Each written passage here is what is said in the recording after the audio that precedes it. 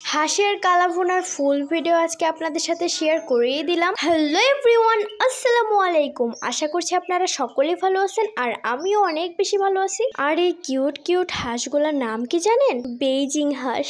আর হাঁসের এত সুন্দর নাম আছে, বাবা আজকে প্রথম শুনলাম। হাঁসের নাম শুনছি চীনা হাঁস, রাজা হাঁস, এগুলা শুনছি, বাট এই নামটা আমার কাছে অনেক বেশি জোস লাগছে। আর এই হাঁসগুলো অনেক তাড়াতাড়ি বড় হয়, মাত্র 3 মাস হচ্ছে আমার দাদি হাঁসগুলা নিছে। আর সত্যি বলতে অনেক কষ্ট লাগছে, আর কষ্ট লেগেই বা কি হবে, এরা এত তাড়াতাড়ি কেন বড় হলো আর খাওয়ার যোগ্যটাই কেন হলো, তো এখন তো খাবোই। তো হাঁসটা জবই দেওয়া শেষ, তখন সবাই মিলে ছুটতেছে। আর আমাদের গ্রাম অঞ্চলে এইভাবে যে আগুন দিয়ে পুড়ায়, মানে হাঁস মুরগি যেটাই রান্না করুক না কেন, আগে আগুন দিয়ে সুন্দরভাবে পুড়ায় না, যাতে গায়ের পশমগুলা সব উঠে আসে। তখন পুরানো শেষ, এখন সুন্দর করে কুটতেছে। তো কুটা বাজাও শেষ, এখন সুন্দর করে ধুয়ে রান্না করার পালা। তো চুলার উপর একটা কয়রা দিয়ে দিল, তারপরে তেল পেঁয়াজ আর মাংস রান্না করতে যেগুলা মশলা লাগে সেগুলাই দিয়ে দিল আর কি। আর এখন সুন্দর করে কষাইতে হবে। আর এই মাংসগুলো অনেক বেশি শক্ত, আর ভালো করে না কষাইলে এগুলো খাইতেই পারবো না। তো এখন সুন্দর করে মশলাগুলো কষিয়ে নিয়ে মাংসগুলো ঢেলে দিল,